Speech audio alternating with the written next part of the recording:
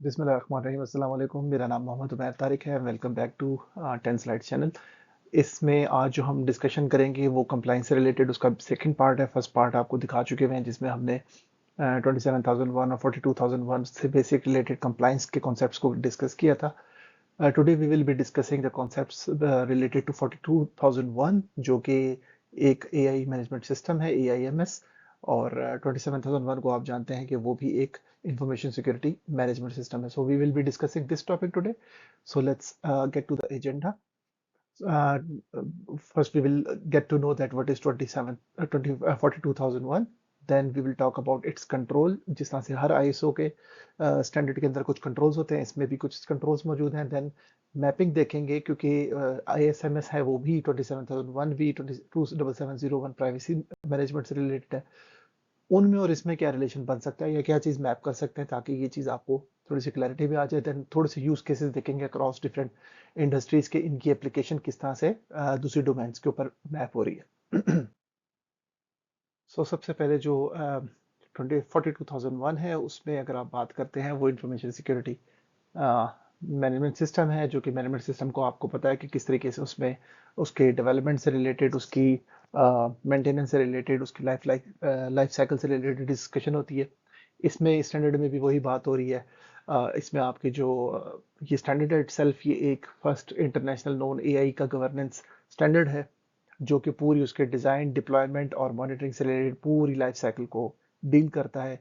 इसके अंदर जो इथिकल, ट्रांसपेरेंट और अकाउंटेबल एआई है उसकी बात की जाती है, सो दैट कोई भी सिस्टम जो डिप्लॉयड है किसी जगह पे उसकी कोई ना कोई अकाउंटेबिलिटी हो, अपने ओन पे ना चल रहा हो। आपको पता है रेगुलेशंस इन्वॉल्व होती हैं। जैसे कि इधर भी पता है जीडीपीआर है, पीडीपीएल है, पीडीपीएल है, ईयू एआई एक्ट है। ये सारी की सारी जो रेगुलेशंस हैं ये डिमांड करती हैं कि जो आपका सोल्यूशन डिप्लॉयड है वो ऐसा सिस्टम हो जिसकी कोई ऑडिटिंग हो सके। ऐसा नहीं है कि वो आप उसने बस उसको बना दिया और छोड़ दिया and there is no check and balance on it. So ये इस चीज़ के लिए बहुत इंपॉर्टेंट है। तो ये चीज़ें कवर करता है बेसिकली स्टैंडर्ड, और इसका पैटर्न जो है वो 27001 की तरह का ही है। अगर हम सबसे पहले बात करें, क्योंकि जो भी कोई आईएसओ का आप स्टैंडर्ड उठाते हैं तो उसके अंदर कुछ कंट्रोल्स होते हैं। कंट्रोल्स एक जो है ना साइबर सिक्योरिटी से रिलेटेड वर्ड है। अगर आप इस कंट्रोल की बात करें तो उसमें जो डिफरेंट कंट्रोल्स हैं जो गवर्नेंस से रिलेटेड है, रिस्क मैनेजमेंट से है, इथिकल कंप्लाइंस है, ट्रांसपेरेंसी एंड ट्रेसेबिलिटी है, सिस्टम डिजाइन एंड वैलिडेशन से रिलेटेड है, इंटीग्रेशन एंड डिप्लॉयमेंट से है, परफॉर्मेंस मॉनिटरिंग से है, इंसिडेंट रिस्पॉन्स है और ट्रेनिंग एंड अवेयरनेस से है। तो ये आप देख सकते हैं, ये जो कंट्रोल है इसके पीछे जो कॉन्सेप्ट आ रहा है वो बेसिकली साइबर सिक्योरिटी से रिलेटेड आ रहा है। और आप साइबर सिक्योरिटी की और इंफॉर्मेशन सिक्योरिटी, इंफॉर्मेशन मैनेजमेंट से रिलेटेड चीज़ों को अप्लाई कर रहे हैं अपने एआई सिस्टम्स के ऊपर। तो ये जो चीज़ है, इस चीज़ को आप कहते हैं कि ये जी कंट्रोल है। कंट्रोल मतलब आपने कोई चीज़ अचीव करनी है तो उसको किस तरीके से किया जा रहा है, या आपने उस चीज़ को ऑडिटेबल बनाना है तो किस तरीके से बनाना है, आपने अगर उसके ऊपर अश्योरेंस लेनी है तो किस तरीके से लेनी है। तो ये सारे कंट्रोल्स मेजर उसके अंदर इसी तरीके से डिफाइंड है। स्ट्रक्चर इस स्टैंडर्ड का उसी तरीके से जैसे टिपिकल आईएसओ के स्टैंडर्ड्स का होता है, इसमें भी कोई डिफरेंट नहीं है। या you can Google it, download it, पे कर सकते हैं। आपको समटाइम्स आपको इसके क्रैक वर्जन भी मिल जाता है, you can always do that. But आपको ये अंदाज़ा हो जाएगा कि ये सारी चीज़ें हैं, ये सारे एरियाज हैं जो कि ये स्टैंडर्ड कवर कर रहा है in the shape of its controls. अब यहाँ क्वेश्चन पैदा होता है कि एक तरफ मेरे पास 27001 है, 27701 भी है, ये इंफॉर्मेशन सिक्योरिटी मैनेजमेंट सिस्टम भी है, प्राइवेसी से रिलेटेड मैनेजमेंट सिस्टम भी है। अब मुझे 42001 भी आ गया, तो मैं क्या करूँ इसमें, मतलब ये किस तरीके से होगा। तो ये एक छोटा सा टेबल है, you can take its screenshot. इसमें आप देख सकते हैं कि ये आपको जो भी इंफॉर्मेशन दी हुई है उसमें जो भी आपके रिक्वायरमेंट्स हैं या जो कंट्रोल्स हैं वो उसी तरीके के सिमिलर कंट्रोल्स जो हैं 27001 में भी हैं, और उसकी कुछ एग्जांपल भी मैंने दी हुई हैं। तो you can take it screenshot of this slide, और आप इसको अपने इस्तेमाल में ला सकते हैं कि गवर्नेंस और अकाउंटेबिलिटी से रिलेटेड अगर बात करते हैं तो 27001 में उस चीज़ को जो चीज़ टेक केयर कर रही है वो इंफॉर्मेशन सिक्योरिटी रोल्स के अंदर कर रहे हैं। तो जो बंदे की जो रिस्पॉन्सिबिलिटी है, जो चीज़ उसकी अथॉरिटी है, उसके उससे रिलेटेड जितने भी मैटर्स हैं वो इस तरीके से कैटर हो रहे हैं, जिसमें अगर मिसाल देते हैं एप्लीकेशन की, तो assigning an AI ethics officer as part of the security governance. तो ये आपने रोल्स डिफाइन करने हैं। फिर रिस्क असेसमेंट होती है, फिर आपकी एआई की, फिर आपके एक्सेस कंट्रोल्स डिफाइन होते हैं एआई सिस्टम के, secure development on AI algorithms, and you keep going on. ये आपको सारे के सारे कंट्रोल मिलेंगे, और इनकी मैपिंग हो जाती है 27001 में भी, which is very quite similar to 27701 as well.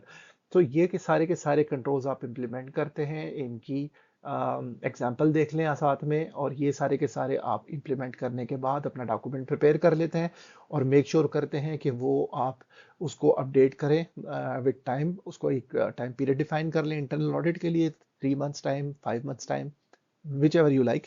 बेहतर ये है कि 3 मंथ्स और लेस रखें, and then you can always validate this step from the standards.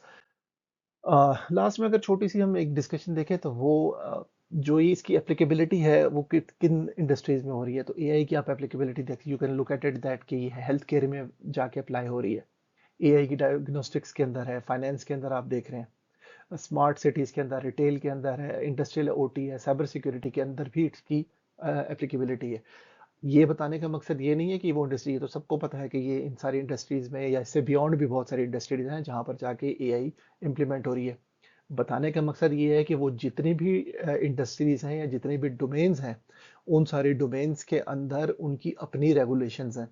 उनकी रेगुलेशंस के अंदर ये चीज़ लिखी होती है कि अगर आपने कोई प्रोडक्ट इस्तेमाल करनी है, तो वो product certified, tested, assured, verified, validated, या डिफरेंट टाइप के वर्ड्स यूज होते हैं, उनमें से किसी कैटेगरी के अंदर फॉल होनी चाहिए, और वो इवेल्युएटेड होनी चाहिए। तो इसका मतलब ये हुआ कि जब आप अपनी प्रोडक्ट को उस इंडस्ट्री में लगाते हैं, तो काइंडली उस इंडस्ट्री से रिलेटेड जितना भी स्टैंडर्ड्स अवेलेबल हैं, जितनी भी इंफॉर्मेशन अवेलेबल है आपको, आप उसको डिग इन करें। डिग इन करने के बाद आप देखें कि उसके अंदर आपका स्टैंडर्ड किस तरीके से आपका एआई सिस्टम मैप होता है। अगर आपने एआई सिस्टम को उधर मैप करना है, then you have to take consideration of 42001, जो कि कंपलसरी स्टैंडर्ड नहीं है, बट इसको आप अभी अडॉप्ट कर सकते हैं, क्योंकि किसी स्टेज पे इसने कंपलसरी भी हो जाना है, और फिर ये दूसरी इंडस्ट्री को कॉम्प्लीमेंट भी करेगा। इवन ये भी चीज़ पॉसिबल है कि विदाउट इवेल्युएटेड आपकी प्रोडक्ट दूसरे कंट्रीज में, दूसरे कॉन्टिनेंट्स में सेल नहीं हो सकती। तो ये सारी चीज़ें मैं बार बार हर डिस्कशन में कंप्लाई से रिलेटेड रिपीट करता रहता हूँ। तो you should take it more serious कि ये आपको ये चीज़ कर लेनी चाहिए। आज के लिए बस इतना ही, स्लाइड को शॉर्ट रखा है क्योंकि we don't want to go into detail of 42001, उस पूरे स्टैंडर्ड को हमने नहीं पढ़ना, that is not the aim of this slides. हमारा सिर्फ एक ओवरव्यू देना मकसद था। फ्यूचर की जो स्लाइड्स आएंगी उसमें हम सिर्फ जो बेसिक प्रिंसिपल्स हैं साइबर सिक्योरिटी के रिलेटेड, जो डेफिनेशंस हैं, जो बेसिक कॉन्सेप्ट्स हैं, उनको डिस्कस करेंगे, उसको एक्सप्लेन करेंगे, और स्लाइड्स को छोटे से छोटा रखेंगे, ताकि आप चलते फिरते 2-2 मिनट, 5-5 मिनट की स्लाइड्स देखकर, डिस्कशन सुनकर आपको उसके बेसिक कॉन्सेप्ट्स क्लियर हो जाएं। इसके अलावा अगर आपको कोई स्पेसिफिकली किसी एक स्पेसिफिक टॉपिक के ऊपर कोई डिस्कशन चाहिए, then do let me know, and please मिलते हैं फिर नेक्स्ट किसी और स्लाइड में। Take care of yourself, and Allah Hafiz. Thank you very much. Assalamu alaikum.